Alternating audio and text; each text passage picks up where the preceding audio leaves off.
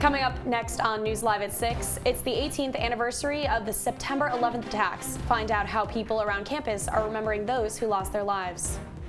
And house hunting. Students are already rushing to sign off-campus leases for next school year. Citrus TV's Ricky Sayer will tell us why everyone is so antsy to ink the dotted line. And Syracuse basketball star Tiana Mangakahi has received a big donation to aid her fight with breast cancer. Find out who made the big pitch to her GoFundMe campaign. Citrus TV News Live at 6 starts right now. This is Citrus TV News Live at 6, your campus news leader.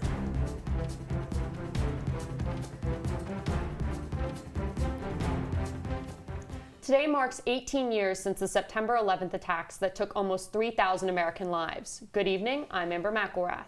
And I'm Jenna Bree. The SU community is commemorating the 30 alumni who were lost in the 9/11 attacks. The university made a post this morning which reads, "The Syracuse University community was deeply affected by the terrorist attacks of September 11. Some of our alumni died at the World Trade Center and Pentagon, perished aboard one of the airliners used in the attacks, or sacrificed their lives in service to others. Our condolences go out to their families and friends." Campus community members could also pay respects on campus. You can see here there are American flags on the lawn between Newhouse and Shine. Anyone walking by could plant a flag on the lawn. Hendricks Chapel services honoring 9/11 victims are wrapping up. Members of the SU community joined a quiet reflection in the chapel starting at 9 o'clock this morning. A Catholic Mass was also held in the main chapel just after noon. Other organizations are also commemorating the anniversary of the attacks. The sorority Gamma Phi Beta will be holding a candlelight vigil tonight at 9 p.m. in Walnut Park. New at 6 tonight, students are in a mad scramble to find their homes for next school year, even though we're not even 3 weeks into this one. Citrus TV's Ricky Sayer investigates why everyone is rushing to find a lease. A choice greeted Syracuse junior Iris Schwartz when she moved into her Park Point apartment. They gave me a renewal form on the first day. Now, just 3 weeks later, the deadline has arrived. If you don't renew your lease by today or tomorrow, you probably won't have a spot because on Monday they're gonna open it up to the general market. Park Point isn't the only off-campus apartment requiring students to lock up those renewals this week. Down the street at the Marshall, they started sending out emails on September 4th. Now they're making calls. Hi, my name is Omer. I'm ringing from Marshall to find out if you would be renewing your lease for the next year.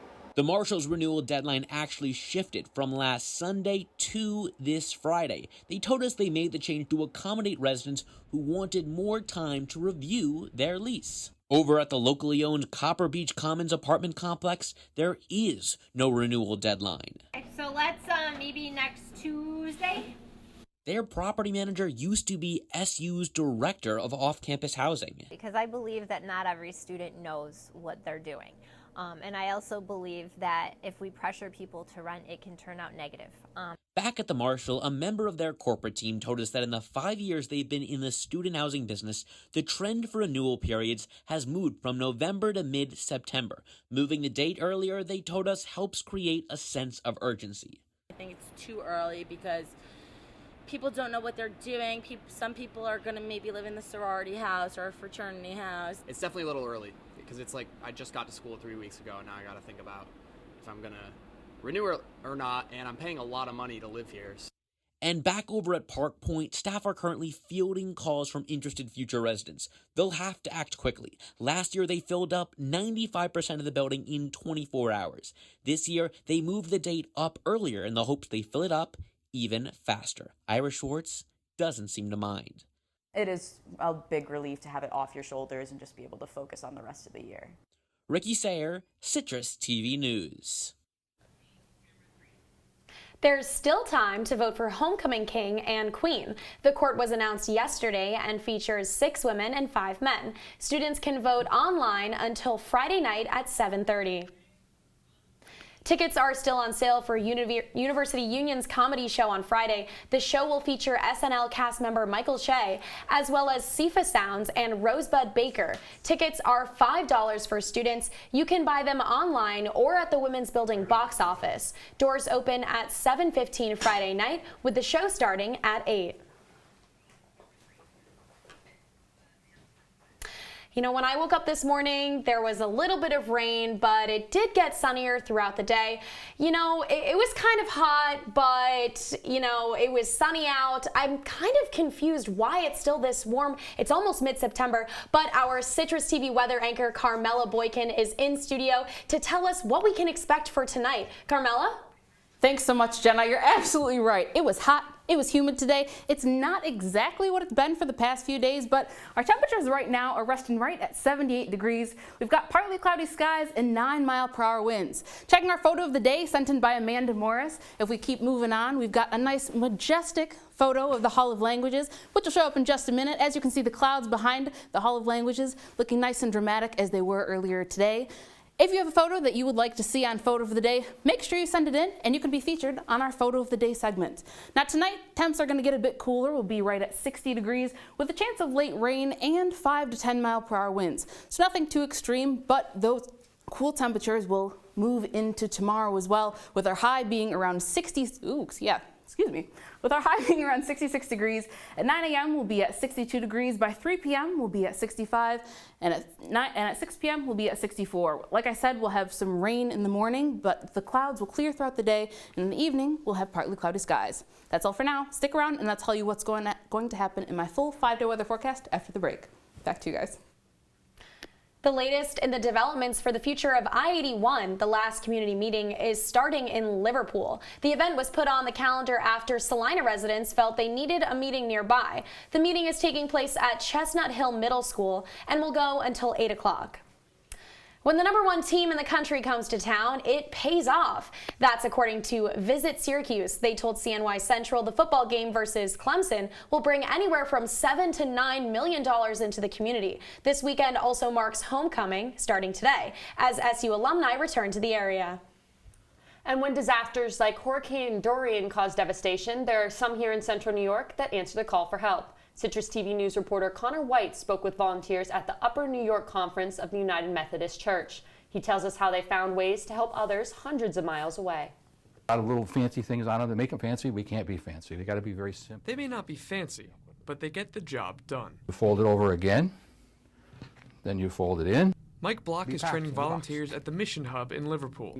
They're putting together hygiene kits with necessities like toothbrushes, soap, Band-Aids, and more for those in need. We are the ones that go out there and help those that need help. Block is the director of missional engagement, and he's been doing volunteer work his whole life. He and other volunteers work year-round to help send supplies to victims of hurricanes, tornadoes, and other disasters. So would you say that you guys are sort of like a lighthouse in the middle of a storm? That's a great way of putting it. We're there as a beacon of hope. In addition to the hygiene kits, volunteers send other supplies in these bins. Once the top's in place, we stack and we put them all into the pallet and send them off to be used. This is just a fraction of their inventory, and each bucket is filled with things like dishwashing liquid, detergent, mosquito spray, and gloves, and just about anything else that can help after a disaster. Block isn't the only career volunteer here. These 4 recruits have also dedicated their lives to volunteer work as members of the United Methodist Church in Hannibal, New York. Gloria Simmons says it's a nice feeling to help others. You know, I just feel good. I just feel good about it. Barbara Mariano shows the work is clearly important because she could technically be elsewhere. Home making chili sauce, that's where I'd be, home making chili sauce. And Sue Acker is the pastor. You can't help everybody, but you can help some. And they certainly seem to accomplish at least that much. Connor White, Citrus TV News. Chipotle is opening its doors at the former Panda Express site in Cicero. The Mexican chain will be located down the street from Starbucks and Chick-fil-A. Construction has already started and the company is hiring at the new restaurant. A spokeswoman for the company said the new location will open later in the fall. Rural New York is notorious for spotty cell service, but now there's a team assigned to change that. Governor Andrew Cuomo created the Upstate Cellular Task Force. The team is made up of industry experts, community leaders, government officials, and others. Cuomo says they will improve unreliable service that has affected the economy and make sure everyone is connected. Today, public schools across New York State will have their first official moment of silence to remember the victims of the 9/11 attacks. Governor Cuomo has signed new legislation requiring all public schools to commemorate the anniversary. The law establishes September 11th as Remembrance Day. This is meant to help future generations learn about the terrorist attacks. And coming up after the break, President Trump once again calls for a drop in federal interest rates. And courts in the United Kingdom question the legality of the suspension of Parliament. Don't go away. This is the story of a boy who didn't talk for a long time. The boy liked things to always be the same. Any changes would scare and upset him. The unknown was an unfriendly place. The boy was very sensitive to lights and sounds. So he built secret hiding places where they couldn't get in. The boy didn't like looking people in the eye. He wasn't trying to be mean, it just made him feel uncomfortable. Sometimes he would flap his arms again and again. One day I found out I had something called autism. My family got me help. Slowly, I found my voice and learned all the ways I could live with it better. Early intervention can make a lifetime of difference. Learn the signs at autismspeaks.org.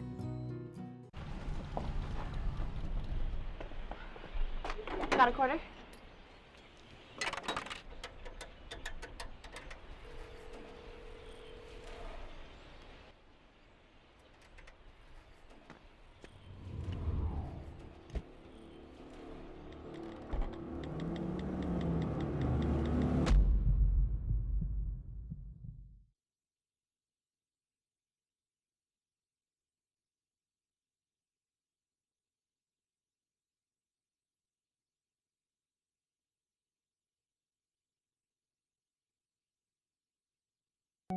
They told me a bottle couldn't dream. That I would never become a superhero.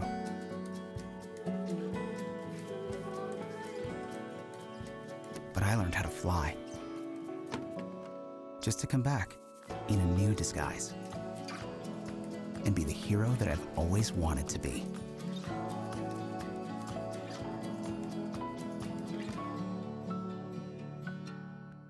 If you see news happening on campus, in Syracuse, or across the nation, call the CitrusTV Newsroom, 315-443-1177, or tweet at CitrusTV News, your campus news leader. Here on the western side of the Pentagon, we saw brave men and women rush into the fire and race into these scorching flames to rescue their colleagues. Today, President Trump spoke at the Pentagon in Washington to commemorate the terrorist attacks on September 11th. During his speech, the president commented on his now canceled meeting with the Taliban. President Trump says he called the meeting off after the terrorist group killed an American soldier. Politicians on both sides of the aisle criticized the president for originally scheduling the meeting on the same week as the anniversary of 9/11.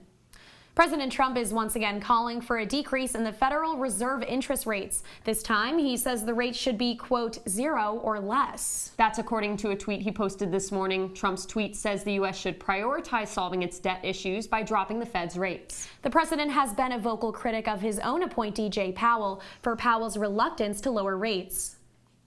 And U.S. stocks opened higher today as the Dow kicked off 20 points, aiming for its sixth consecutive day of gains. S&P 500 and NASDAQ opened 0.1% higher as well, but the company GameStop did not experience a similar fate. The video game retail giant is said to be closing 200 stores after seeing a huge decline in sales. California is considering a law that would allow college athletes to make money off their name and image. The NCAA is urging the state's governor to reject the legislation. The NCAA wrote a letter to Governor Gavin Newsom saying that the rule would give California schools an unfair advantage in recruiting student athletes. If the law is passed, the NCAA says it may declare California schools ineligible for competition and will consider legal action. Today, the highest civil court in Scotland ruled that Boris Johnson's suspension of Parliament is illegal. The court said the UK Prime Minister is preventing Parliament's ability to avoid a no-deal Brexit before the October 31st deadline. We won't know until next Tuesday on how the UK Supreme Court will rule on the suspension. However, it is important to note that the UK Supreme Court does not have the same judicial supremacy that the US courts do. In France, the probe into Jeffrey Epstein continues. The late financier is under investigation for alleged sexual exploitation of women and underage girls. Epstein killed himself last month in a New York jail cell while awaiting trial on sex trafficking charges. Epstein had an apartment in Paris. Now, French police are asking people to come forward. They have already interviewed 3 people who identify as victims. And today, the Nigerian government says more than 300 Nigerians are flying out of South Africa following deadly riots. The xenophobic attacks have killed at least 12 people, which Nigeria and other African nations are condemning. The private Nigerian airline Air Peace is flying people to Nigeria for free, with a second flight set to leave over the next few days. Today, Saudi Arabia officially condemned the Prime Minister of Israel, Benjamin Netanyahu. The royal court announced his plans to annex the West Bank, a landlocked area under Palestinian jurisdiction. Critics of Netanyahu are insisting that it's an election tactic to attract more right-wing voters. More than 600,000 people in Spain are gathering in Barcelona to support the secession of Catalonia. This comes as Catalans await the verdict on rebellion leaders from the movement's failed secession attempt 2 years ago. Political parties in favor of secession have been debating the next step if these leaders are found guilty. Some see it as an opportunity for stronger rebellion, while others recommend regional elections and regaining a place in parliament. Coming up, I've got your forecast for game day, what you can expect after the break. Leaving hot coals improperly extinguished can cause a wildfire. Hey guys, it's Smokey! It looks as if Smokey is going to use the drown, stir, drown and feel technique. After the first drown, a good start. Next, another drink. And finally, a close feel. Is it cool? Okay. Yeah. Hey, Smokey, catch! Oh, my bad, Smokey. Only you can prevent wildfires.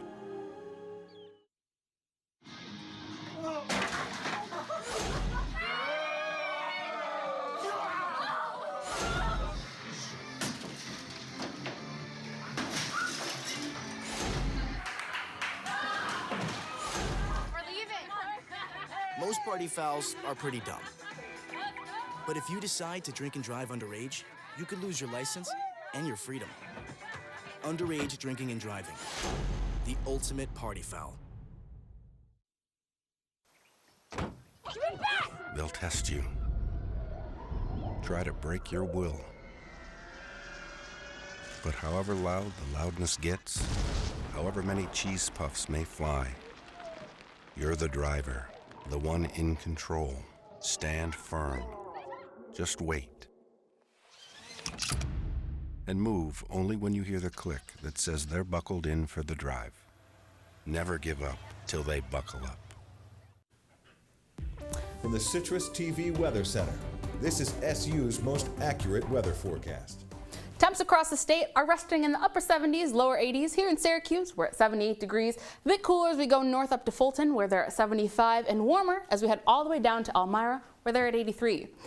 Tonight, temps are going to drop a bit lower. We're going to hit 60 degrees as our low for tonight. We'll see some rain later in the night around 3 a.m. and that'll even carry us into tomorrow morning, as well as those cool temperatures. We'll see morning rain that'll carry us throughout until about noon, where we'll see overcast skies and then partly cloudy for the rest of the day, but still cool. So pack your umbrella, pack your jacket, because it's sweater weather, people. For the rest of the week, we warm up a bit. On Friday, we'll have partly cloudy skies with 74 degrees. For game day, we'll see some showers in the morning, but those will be cleared out by the evening when that game actually starts. It'll be warm as well, so come prepared with lots of water. Sunday, we'll have partly cloudy skies, and Monday, we'll have some showers as well, keeping in the warm temperature theme. That's all I have for you right now, but Corey, what's good in sports?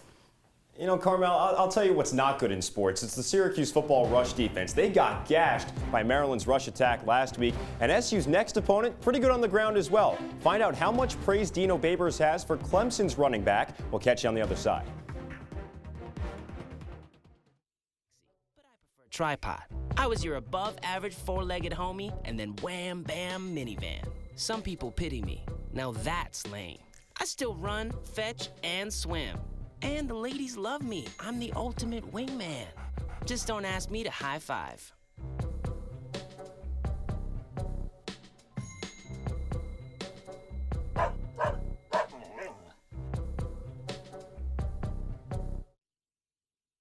Patriotism. It inspires passionate debate, and it's worn like a badge of honor with good reason, because it means love and devotion for one's country. But what really makes up this country of ours? It's the people. To love America is to love all Americans. This year, patriotism shouldn't just be about pride of country. It should be about love. Love beyond age, sexuality, disability, race, religion, and other labels. Because love has no labels.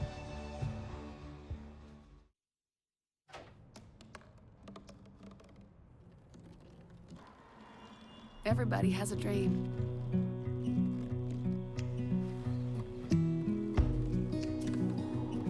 Mine was to see the ocean. And with a little help, I made it.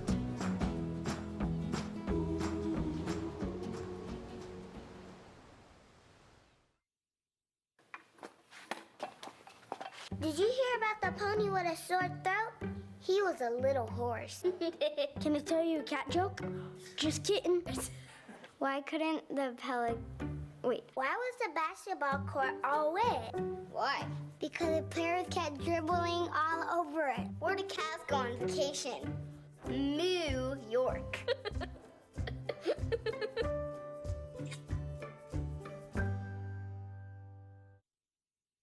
And now, your Citrus TV Sports Report.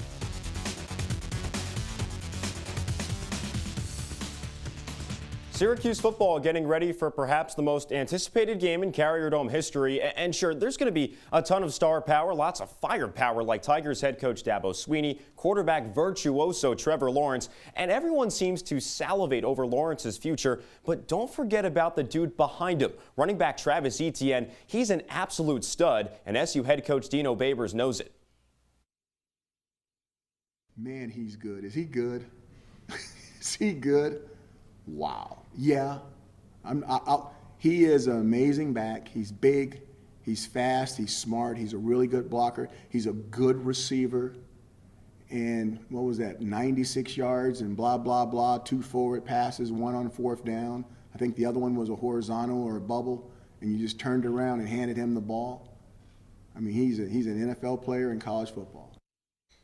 Etienne could not be contained in Clemson's season-opening win over Georgia Tech. The junior tailback scampered for over 200 yards and 3 touchdowns, just like Etienne did against Syracuse last season. And SU is coming off an abysmal performance against Maryland. The Orange relinquished over 350 rushing yards to the Terps last weekend. Certainly a lot to fix on the defensive side for Dino Babers and company.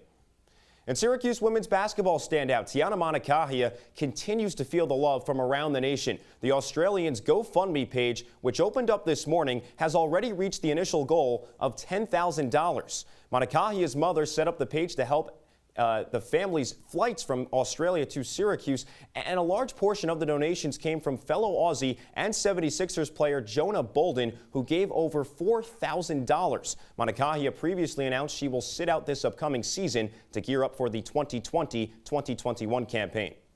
In the NFL, the Jets have dealt with a circus of problems over the past 72 hours. Gang Green blew a 16-point lead to the Bills on Sunday. New York said bye-bye to kicker Kari Vedvik and held kicking tryouts yesterday. And now the Jets learned this morning that wide receiver Quincy Enunwa is done for the rest of the season with a neck injury. This after Enunwa suffered a herniated disc just 2 years ago. The Jets did acquire 5-time Pro Bowl wideout Demaryius Thomas from the Patriots yesterday. Head coach Adam Gase expects Thomas to play next Monday against the Browns.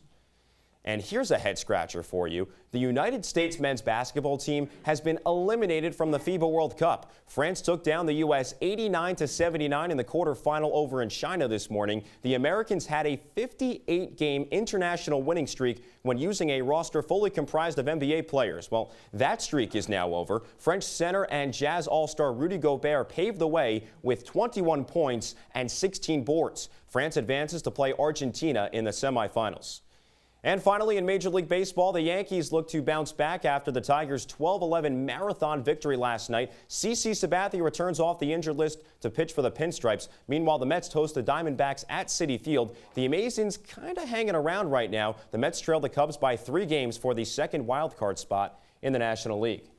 So, Corey, I was pretty surprised to hear about the U.S. men's basketball team. Do you want to explain what went wrong in that game? Well, it's just been a calamity of issues for this team. They haven't been able to acquire all of these great NBA players like a LeBron James or an Anthony Davis, Kyrie Irving. A lot of players did not play for the U.S., and these guys got steamrolled today. There were a lot of concerns about this team entering the tournament, and it finally showed up today against France. Now, what do you expect to see in the game with the Orange versus Clemson this weekend? People are excited, but what do you see happening? Well, John Wildhack, the AD for Syracuse, already said it's going to be a record-setting crowd inside the Dome. So we know it's going to be loud. It's also going to be very humid in there. We know how hot the Carrier Dome gets, especially because there's no AC in there. But Syracuse is going to rely upon that crowd, especially on defense, to gain some momentum against a Clemson offense that's probably the best in the entire country with Trevor Lawrence and Travis Etienne. So if Syracuse can provide the heat, they might have a chance to stay close in this one. Thank you, Corey. And coming up after the break, Carmella will be back with one last look at your weather.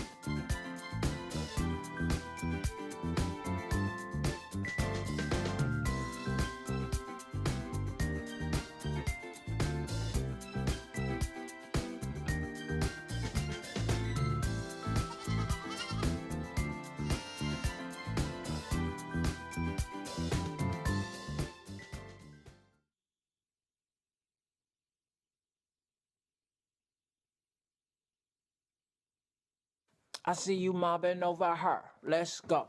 Let's mob. Let's crawl. Let's crawl. Let's crawl.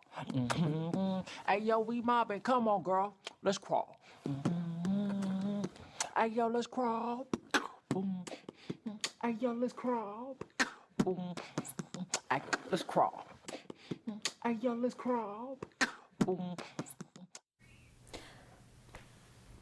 So, Carmella, it was pretty hot today. Can we expect to see that throughout the rest of the week? Is it going to stay this hot? Well, it depends on what you like. Tomorrow morning, it's definitely going to be much cooler than it was today, and it's not going to be sunny. We're going to see some rain, but for the rest of the week, it'll warm up. Tomorrow, as you wake up, 62 degrees, it's going to be around 10 a.m. Morning rain, but that won't last too long as we move throughout the day. The clouds will start to clear out, and it'll clear up. 7-mile-per-hour winds as well, so you're going to want a sweater, but you might be able to want to take it off throughout the day. All right, and how about the rest of the week? You know, what's going to happen? Is it going to change? Is it going to stay the same? I really need to prepare my clothing. Well, if you want to prepare your wardrobe, you want to be supremely prepared. Tomorrow, like I said, sweater. But on Friday, you can bust out your shorts and short sleeve t-shirt again. And on Saturday, it's going to warm up even more, but you'll need your umbrella just like on Thursday. All right, thanks, Carmella. The melting point of bronze is about 1,700 degrees Fahrenheit. However, if all you want to do is dent it, all you need is a banjo. Repairs are now underway to fix a chip left in the horn of the famous Charging Bull statue on Wall Street. The original artist that created the bull is helping to repair the piece. Now, I don't know about you, but if I were to put a chip in a piece of bronze, I don't think a banjo would be my first tool of choice. What would be yours? I think I would use maybe a shovel, something heavier. You think a banjo would break before the statue did. Yeah, and also banjos are quite expensive, so it seems a little silly to me, but you know, I don't really know what was going through his head, so. And that's all the time we have for you on Live at 6. Make sure you follow us on Twitter. I'm Amber McElrath. And I'm Jenna Bree. Have a great night, Syracuse.